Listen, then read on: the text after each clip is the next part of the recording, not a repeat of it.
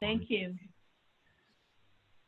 Okay, thank you, Nischala, for taking the time to Thank be you. with me this Thank you. morning. It's my pleasure. My pleasure to be here with you, Narayan.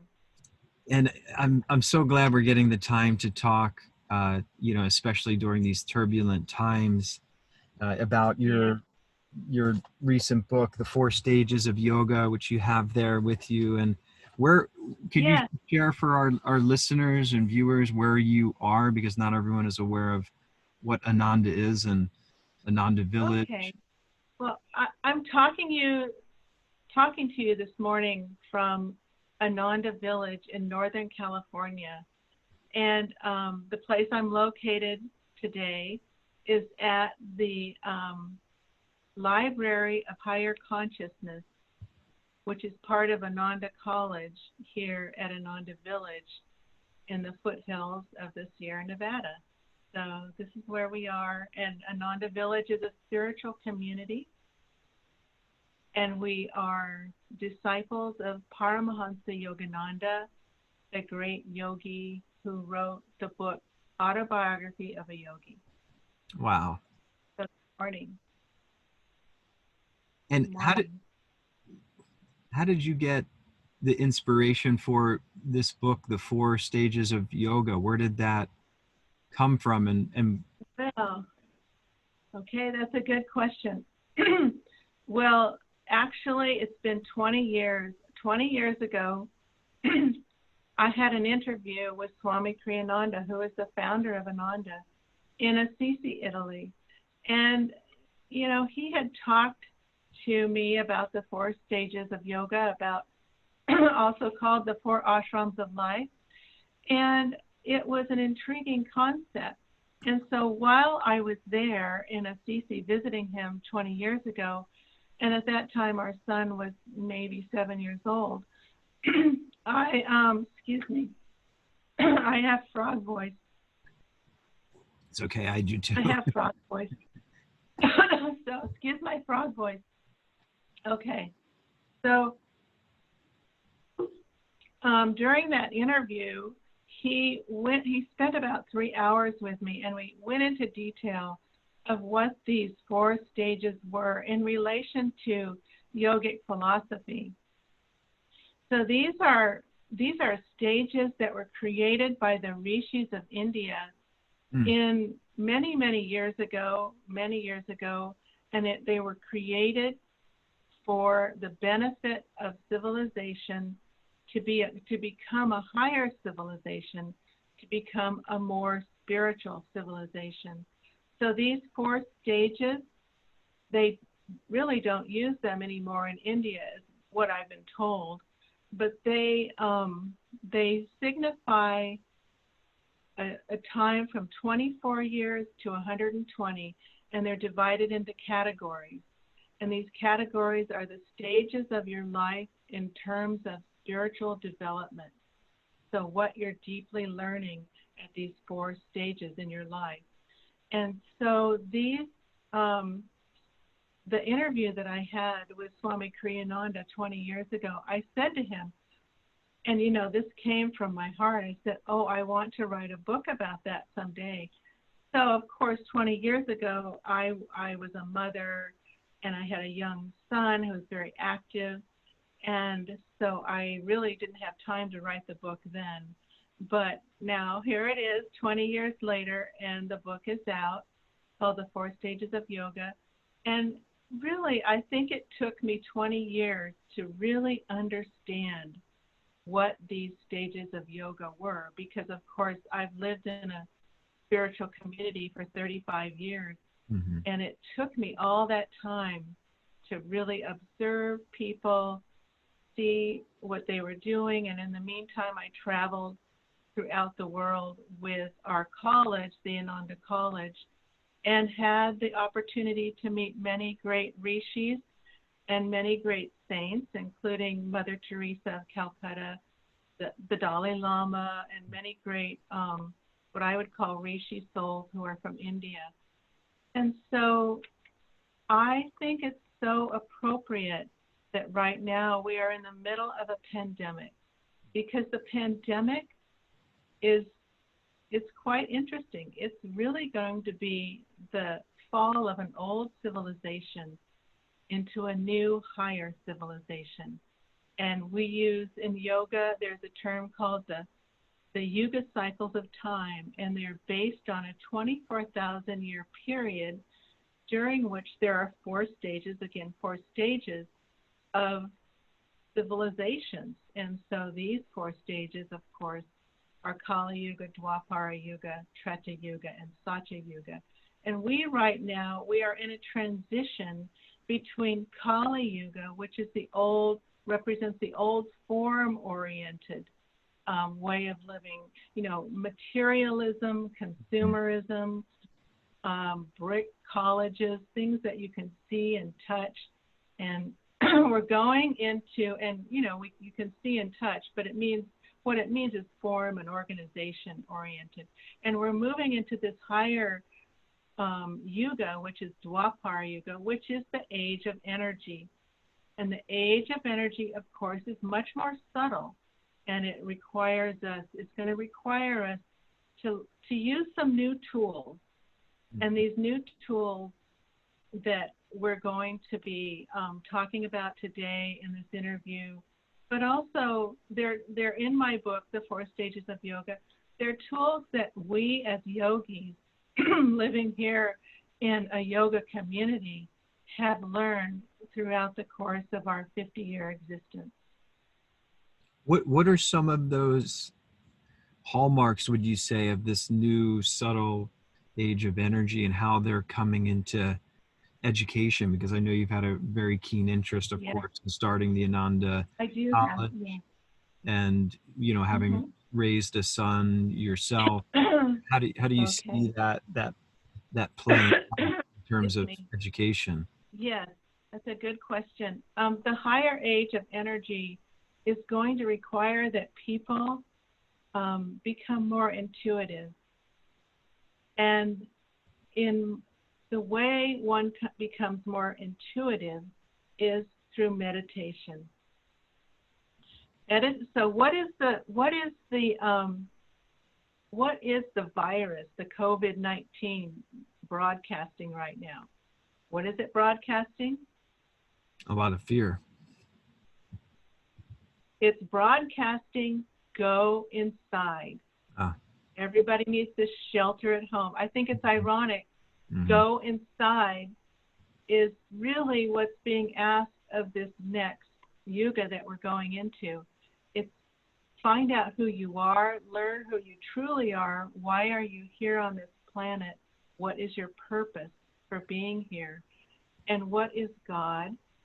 And how can you, through your intuition developed through meditation, affect the planet and help the planet versus this rampant consumerism, destruction of our environment, all the old ways, even education for the last 50 years has been very form-oriented, which is very typical of Kali Yuga. It's form-oriented. You do this, everything's in a box. You do this, this, and this.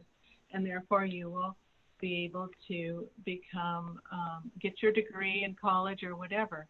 So the old way was really, in the past 20 years, has become more almost like an assembly line education, where students are taught certain things, you're given tests, and depending on how well you pass those tests determines whether or not you're good enough to get into a college like Stanford or Harvard. And so it's very, very, what I would say, linear. And we're now going into a much more abstract Yuga, which has to do with energy and subtle energy, and we'll be able to communicate more intuitively. We'll be able to do things more intuitively, and that is going to require meditation, and it's going to require education that really honors the individual. So you're going to see a lot more emphasis on individual learning versus mass learning, and the individual as a soul versus the individual as just a person, one of many 20,000 people attending a certain college. So at Ananda and through our schools from preschool through college, what we teach, what we always have worked for in the past 30 years, is seeing the student as a soul. And so in that respect, there's many, many things that we have learned over time that will help students and young people become more happy in life and more successful in terms of how happy they are, not in terms of how much money they have or what their status is, but in terms of are you really happy each day when you get up? Are you happy about your life and whatnot?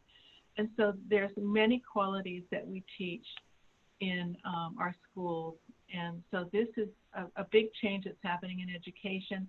You're going to see, it may take 50 years for it to totally disappear, this old form, but you're going to see, and right now schools, colleges are shutting down. It's not just a coincidence. It's not just a coincidence. This virus is equivalent to having a meteor hit our planet. It's going to change the way we do a lot of things. Now I can say, well, I wouldn't say it exactly that way, but it will. And it is already changing people. And so now we've got a new way of life that we've got to move forward to.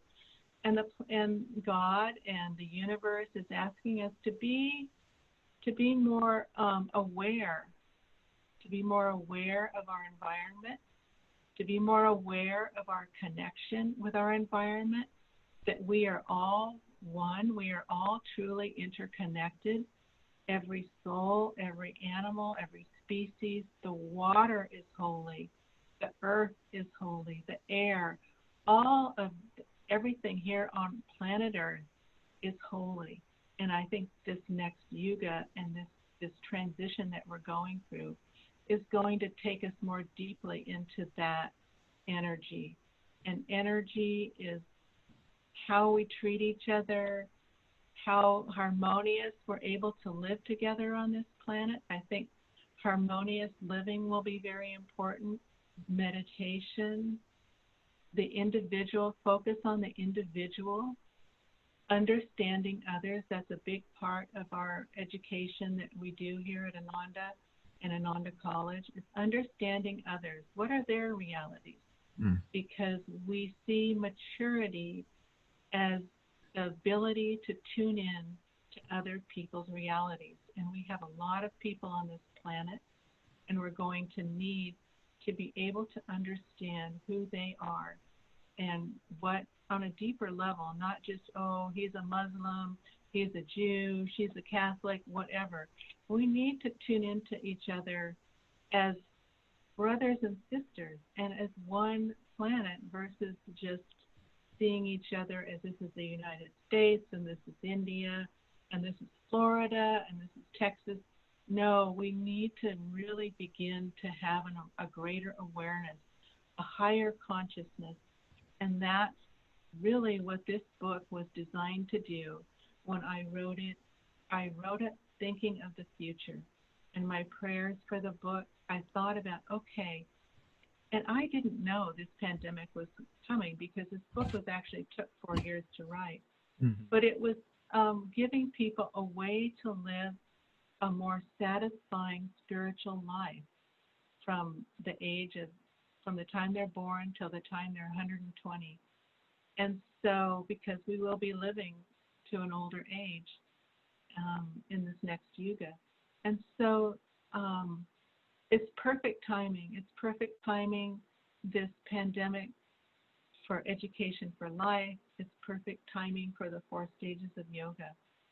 And actually, Education for Life, which is a book that Swami Kriyananda wrote in 1972, gave our schools 4 basic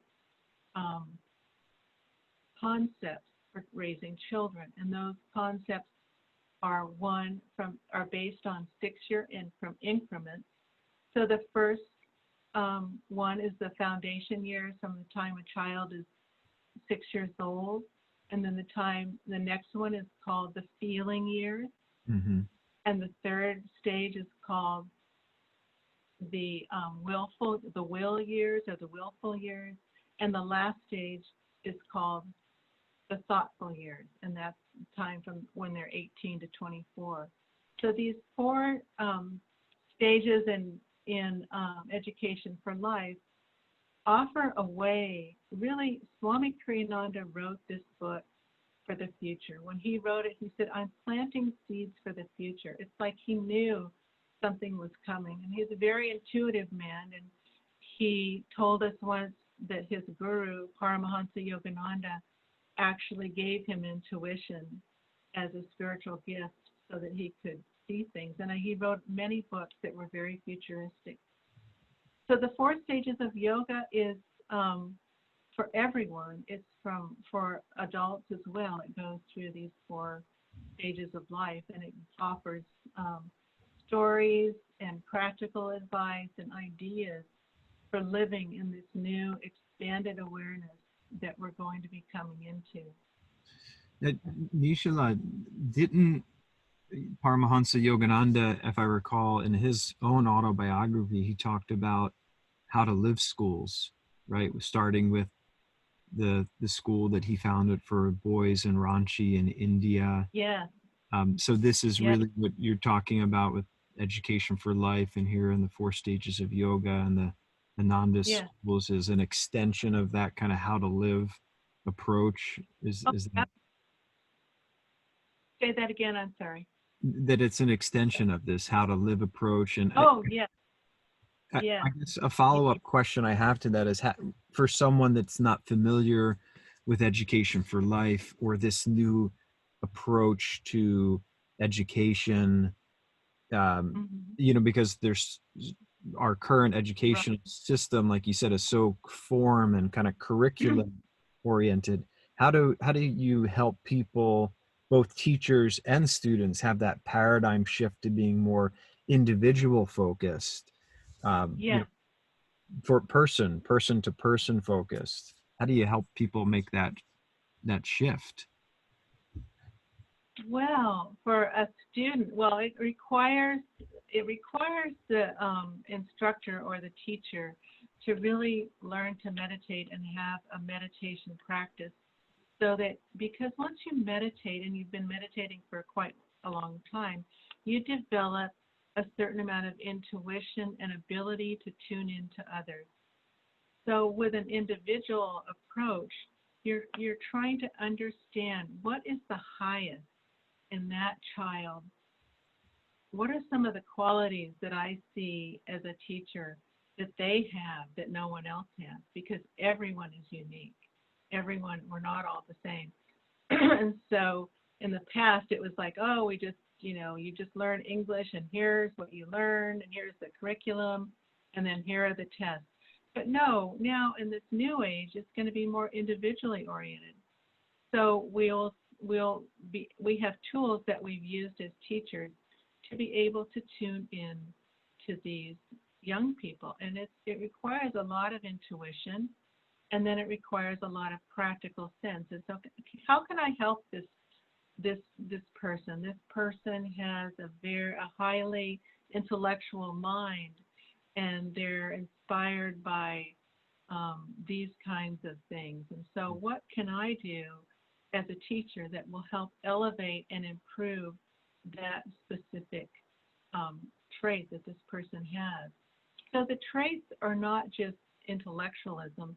They're also things like qualities, like peacefulness or centeredness, or the ability to be creative, or the ability to help others, to be a good friend. So there's sort of the practical qualities that we teach them, but there's also the values. So if a person is, and there's many different ways. Education for Life is a book you should obviously read if you're interested in this. But I can go on and on. What I do in my book is I share the ways in which many of us have experienced this new way of education, and for the public, so that you can take these ideas and try to bring them into your own life, to try to we have many things for the schools and for children, and then we have many things for householders, the householder stage, which is age 24 to 48, and for the forest dweller stage, which is age 48 to 72. And the final stage is the sannyasi stage, which goes from age 72 to 120. So each one of these stages is vitally important. I would have to say, after many years of reflecting on these 4 stages, that actually the first stage is very important, but the last stage, the sannyasi stage, is probably the most important, because that is when we're beginning to transition into going to our next lifetime, or what we're really doing on this planet, what we've come to do, these kinds of things. So each stage has a particular emphasis. And what I do is I put before the reader various people who I feel have exemplified these 4 stages of yoga.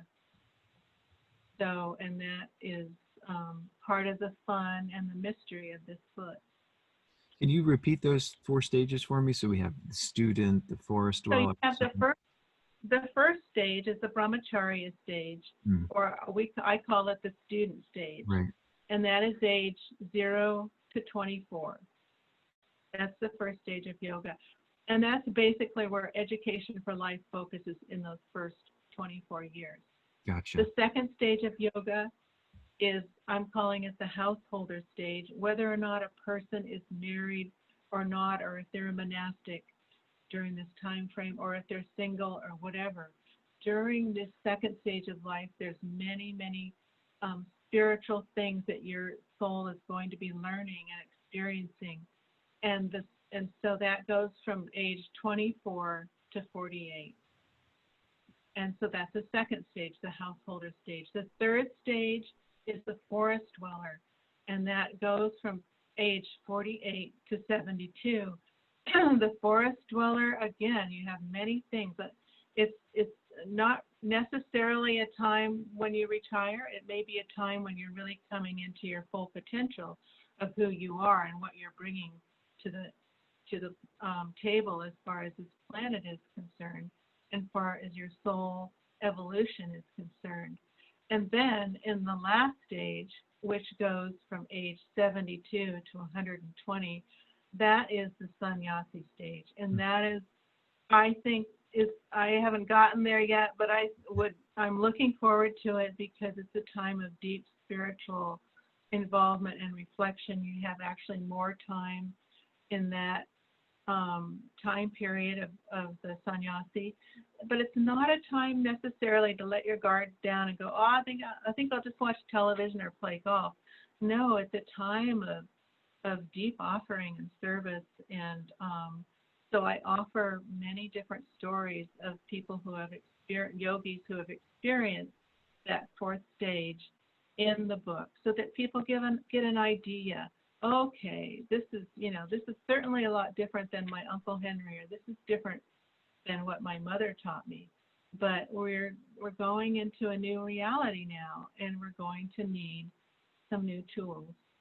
What are some of those stories or people that you met and wrote about in the book that were deeply touching to you in regards to that 4th stage, for people to look towards the saints as examples for how to live? Was there one example of that final stage of sannyas that stands out in your mind from the book? Well, I'm going to use a couple examples, because in 1987, I had the good grace to meet with Mother Teresa in Calcutta, India. And as a young woman, she was my hero. She received a call from God to work with the poorest of the poor in the slums of Calcutta. And being there in 1987, it was a horrendous slum. People were living in cardboard boxes that were only 3 feet tall, a whole family. And that was their shelter for would be crouched down. And so that meeting with Mother Teresa really, for me, as a young woman, she was a female hero. She was a woman. She was a female saint. And she was so inspiring. So what happened during that time when I first met her in 1987 was I was with a group of people from Ananda, and we were going on a pilgrimage to India. And I had said to my friend Asha, who was helping lead the pilgrimage, I said, "Oh, Asha, I really hope I meet Mother Teresa, because, you know, she's been a saint who I felt called to really be like her and see her and find out more about her." And Asha said, "Oh, I doubt that that's possible at all. But, you know, we're going to India. We'll see this. We'll see many different saints." And so, you know, I kept saying to her, "Oh, I hope we can meet her." And so, sure enough, Asha and the other tour planners had worked it out so that it was a miraculous, actually, that we could actually see her on a certain day. We went to this, her missions of charity in Calcutta, and all of us were waiting outside because they wouldn't let you come into the missions there until this Sunday service, the Catholic service started. And so we were waiting outside, and we went into the place where the service was being performed. And I'm looking all around. I'm looking all around me. I'm like, "Where's Mother Teresa?" You know, I'm looking throughout this whole place, and there's all these people crowded in there. And Asha, my friend, who's a little bit shorter than I am, was standing next to me. And I looked over to Asha to say, "Where's Mother Teresa?" And right next to Asha was standing Mother Teresa. Well, she's very small. She was only, it seemed like, 4 feet tall, or maybe shorter, because she was very bent over. And her eyes were just reaching out with so much compassion and love. I can't begin to tell you that at that moment I began to see what really it was like to be a saint and to live your whole life living for God and to doing something that God asked you to do, which was not a very pleasant thing, and it was very hard for her. And there was many times in her life that she wanted to give up because success wasn't coming, but she had heard this voice on a train, and God had said to her, "I want you to work with the poorest of the poor in the slums of Calcutta." And so watching her, she was watching the service.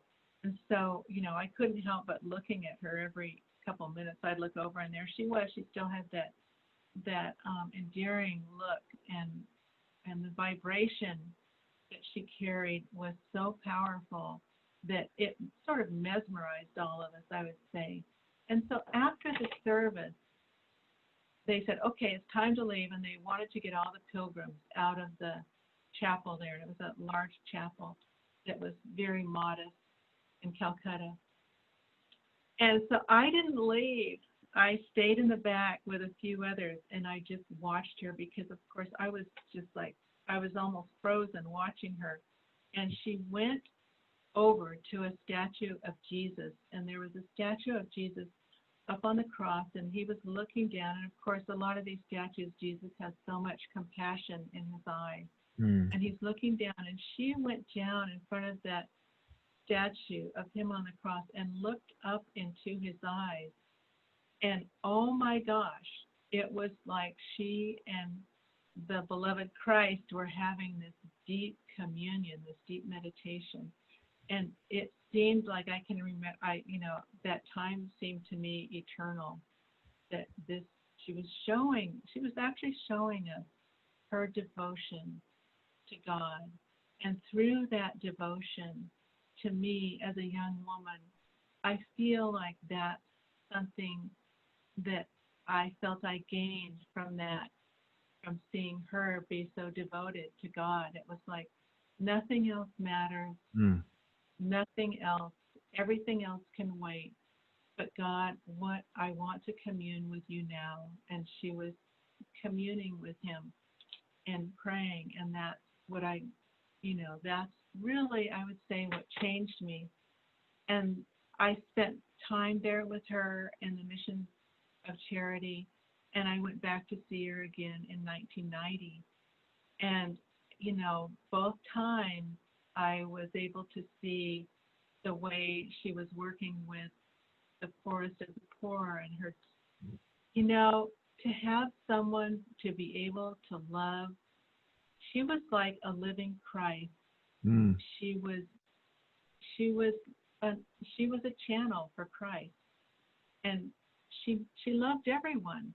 And you'd see her work with the most disabled people who were, who had bones like sticks and who were dying, and she had them in her charity, her missions of charity, and she would just come in and she'd put her hand on their forehead, and they'd look into her eyes, and it was like seeing God looking into God's eyes.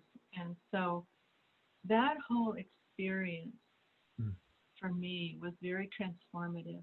And I talk about it in depth in the chapter on Mother Teresa in my book, which is in the fourth stage of life, the sannyasi stage, because she was older at that time. She was well into her 80s. And so I can only say that, there is that saying that one moment in the presence of a saint can be your raft over the ocean of delusion. Mm-hmm. That experience changed me and gave me something that was a great tool in my life. And I hope that my story that I have of Mother Teresa in my book will be as uplifting to others as it was to me to have that experience. So that's one experience. I also talk about Swami Ananda, who was a great rishi from India.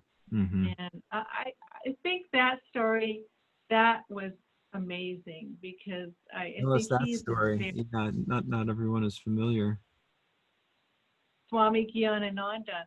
Okay, Swami Ananda was a great rishi he was from Austria, and he read the autobiography of a yogi on the day that it was given to him. I think it was right in 1946, shortly after it was printed.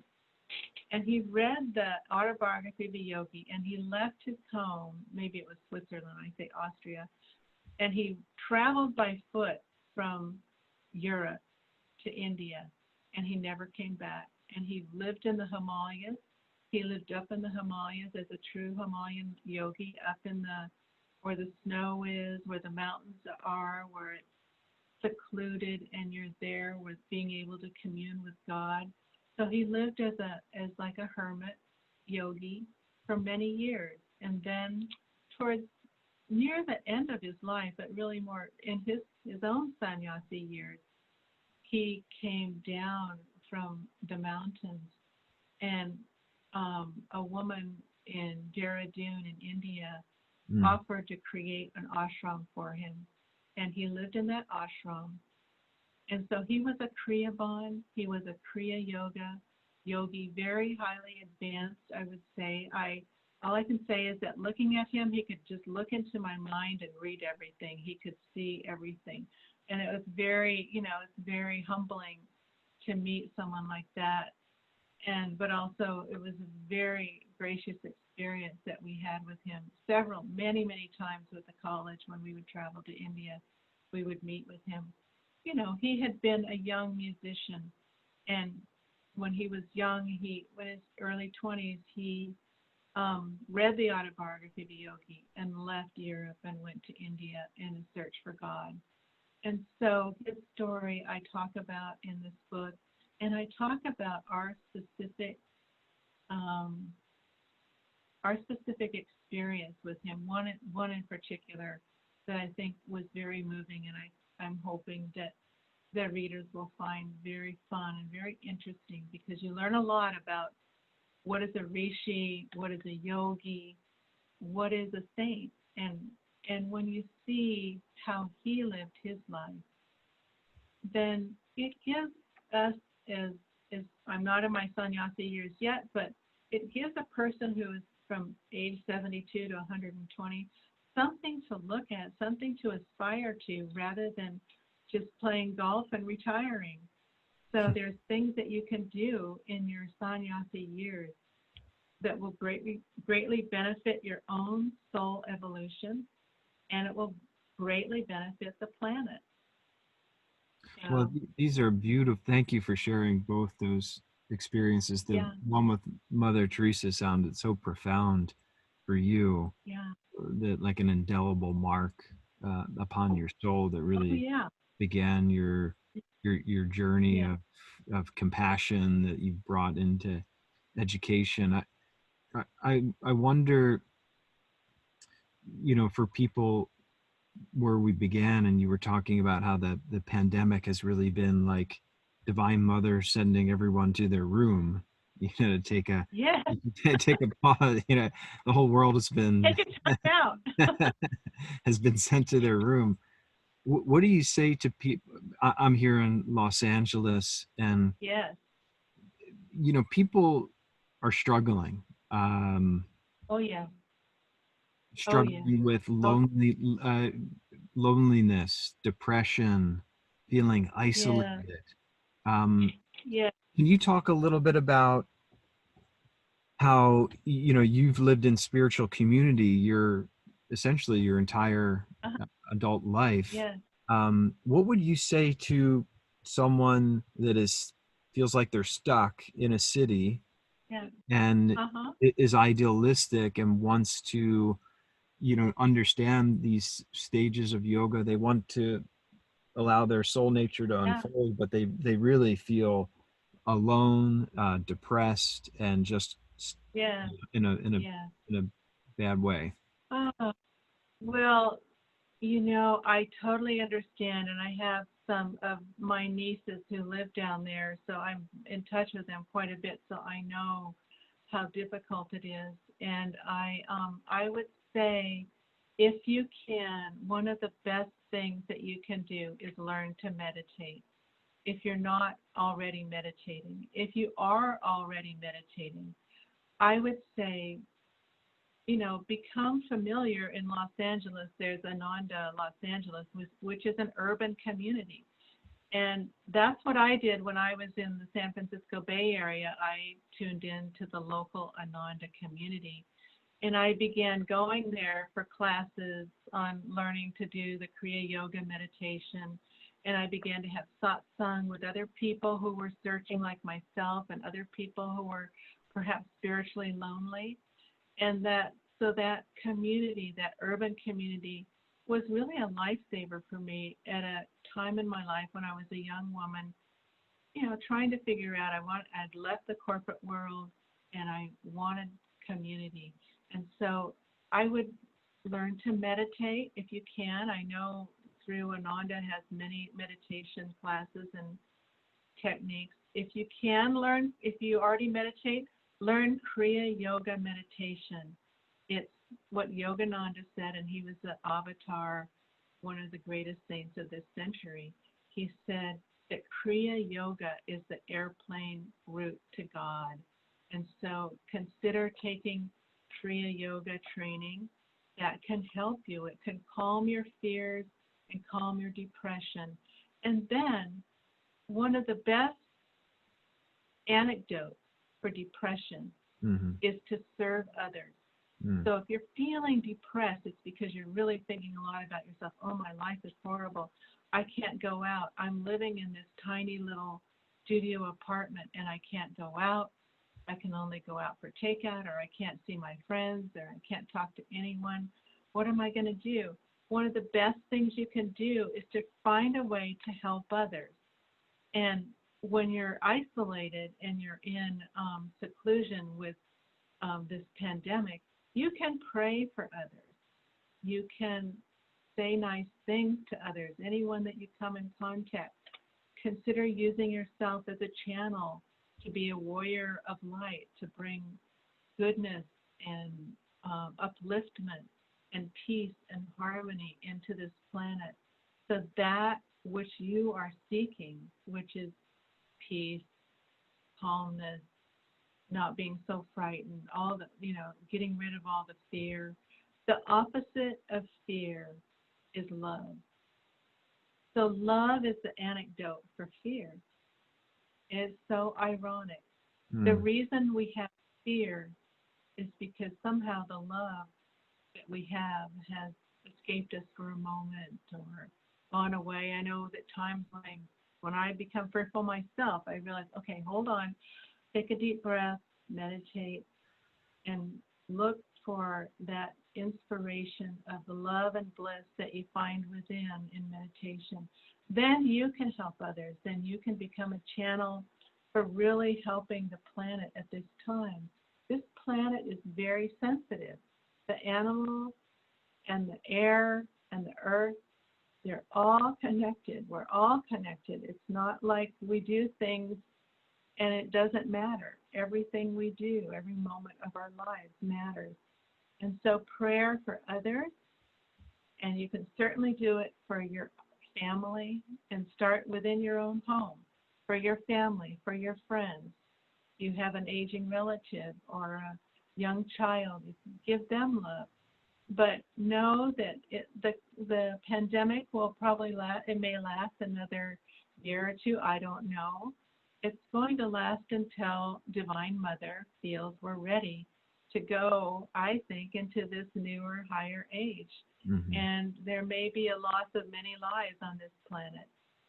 And the loss of lives is something that happens during these great transitions that we call the Yuga cycles of time. We've seen them before in a descending Yuga with the Bronze Age when that whole civilization collapsed and it just, everything went away. It didn't happen overnight like being struck by a comet, but it's very similar in that it's going to, maybe for the next 50 years, take its time in helping us usher in this new age.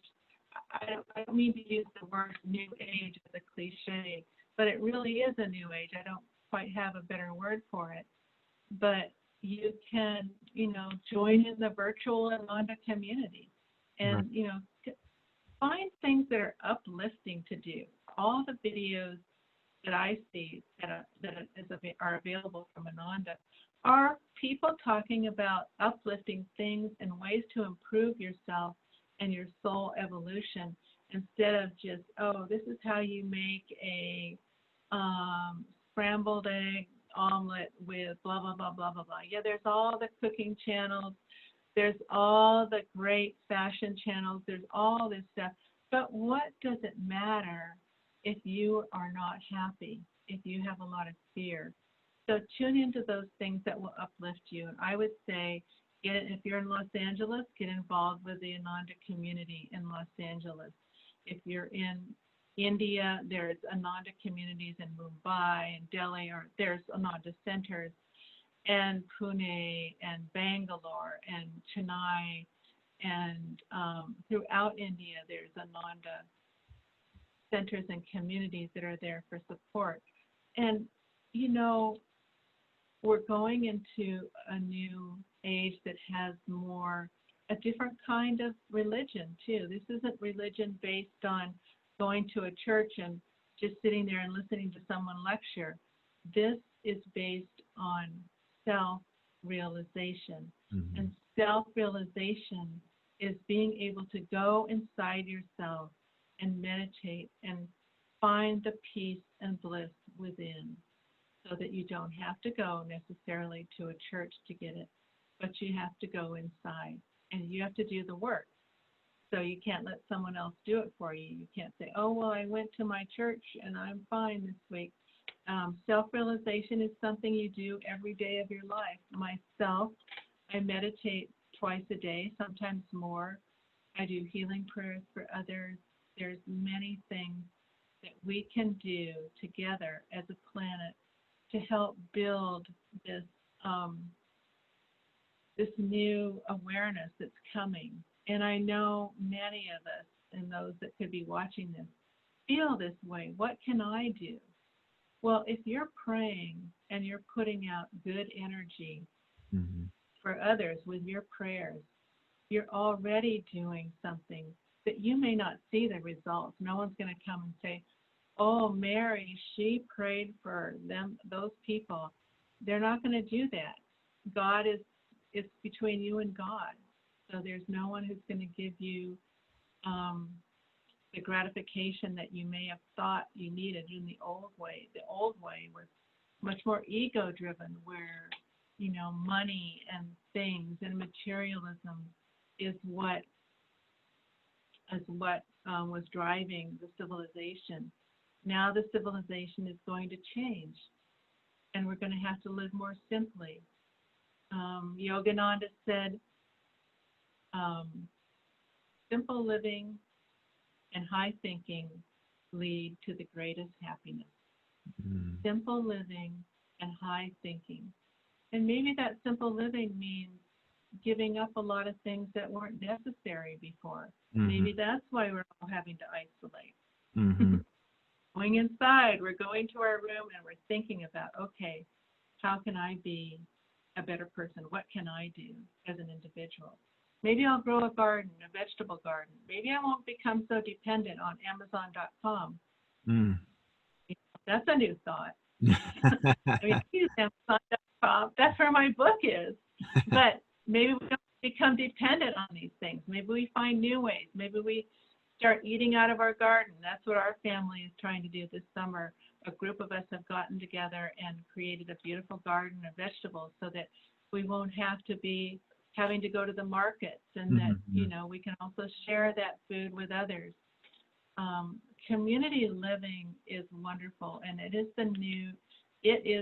going to be the way people will live in the new age from once things change, which they will. It may take another 50 years of gradually changing, but Yogananda says that that's the blueprint for the future. And it's not just here in the United States. It's in India, it's in China, it's in Europe, it's in New Zealand, it's everywhere. Everyone will be wanting to live in these smaller communities because you'll be able to be in a group of like-minded friends. And there's many different kinds of communities that we can choose from. But the kind that I live in is a spiritual community, and it's radically different from a community that's just an intentional community, though they are good too. What you were sharing about the communities movement and plain living and high thinking, it reminded me, Yogananda said, paraphrasing, that I believe part of this crisis that we're going through, that people would lose half their wealth, but they would be twice as happy. And I think that's speaking to what you're and that's happening, isn't it? Right now, people have lost a lot of wealth. They've had to radically simplify their lives, and yet many people are finding. So I want to thank you for that, because I think there can be such a focus on, you know, in the news, the bad of all the. Of course, we could go on and on about the bad things, but what's really happening is this ushering in of a beginning of a new age, like you were sharing. And that simplicity, I think, of heart, that pureness of heart that you were expressing, that you saw Mother Teresa, that has been the pole star of your life.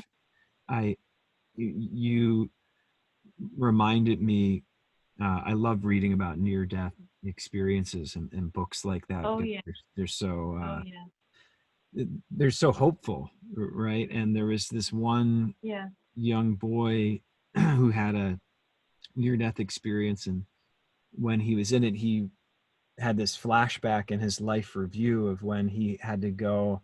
He was driving with his family, and they pulled over to the side of the road, and he had to get a bucket of water from a pond to bring back for their camping. I forget what it was. And he saw this tree, and he just wanted to give the tree some water because the tree looked like it needed, and he poured some of the water in the tree. And in his life review, he felt the whole universe rejoice because it was just an act of selfless giving. I think that's a beautiful story. Yeah, and didn't you share about your own experience Yes, of having a near yes, death experience in this book? yes. That actually, I have to say that was the most difficult thing to write about in this book was my near-death experience that I had when I was 7 years old.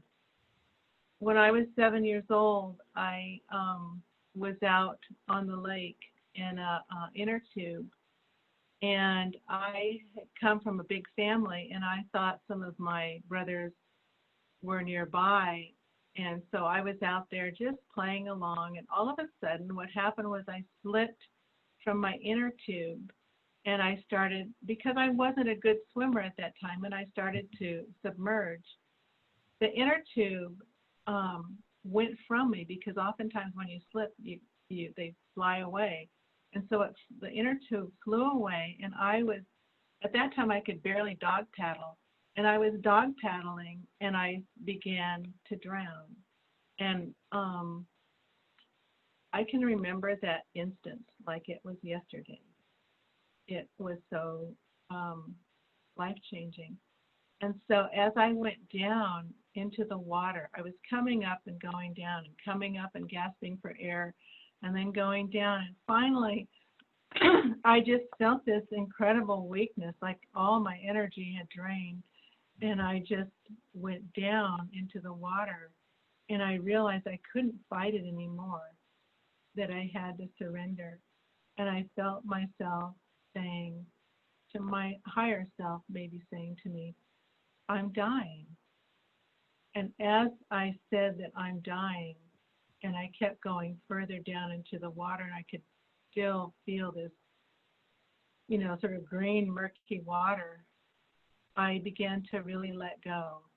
And as I let go and went down further, I had my near-death experience, Wow. which is, all I can say is it's different for everyone, but for me and for many that have had it, there was a light that I was going into, and the light that came to me during that experience just wrapped me in a cocoon, so that I all of a sudden had no sense of space or time.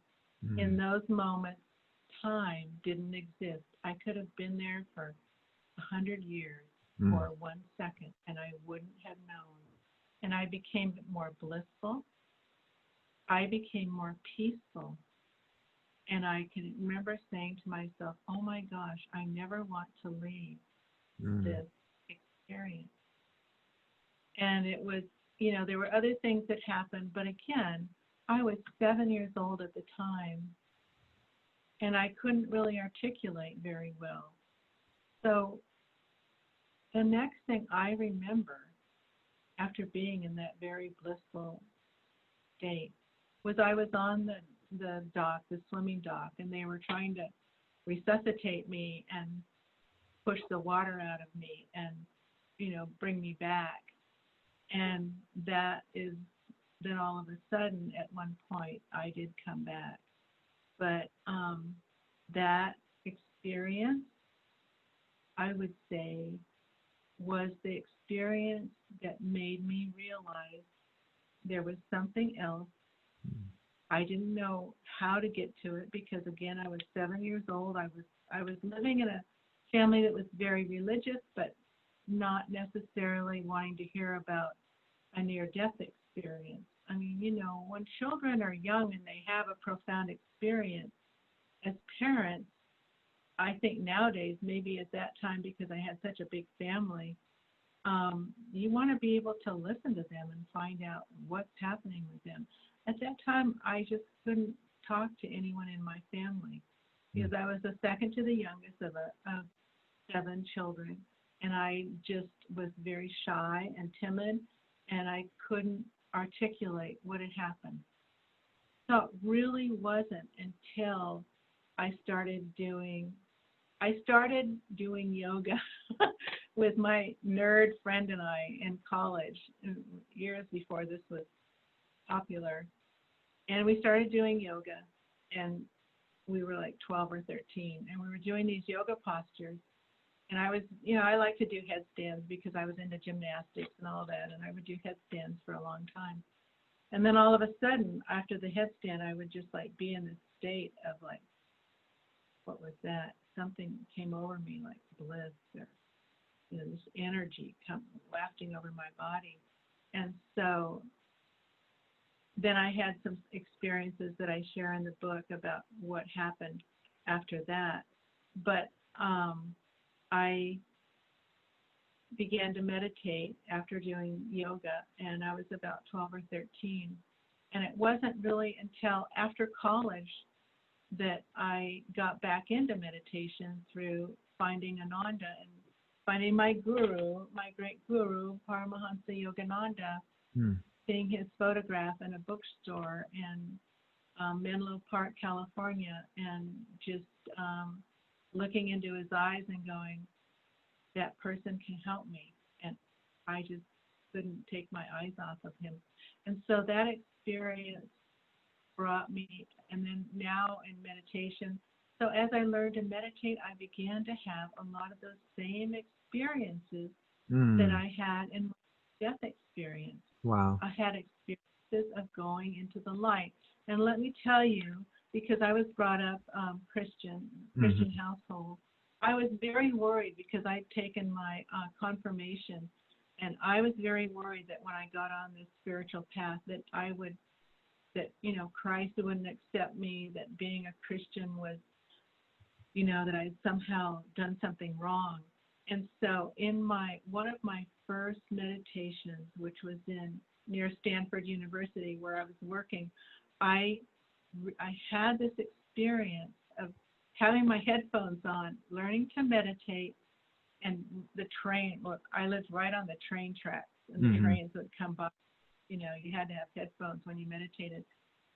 And so I had this experience of meditating, and in my third eye, which is right here, a vision of Christ came into my third eye. And it was like it was saying, don't worry, I'm here, we're all here. It's okay, what you're doing is right. You're not, you know, evil or bad because you're meditating.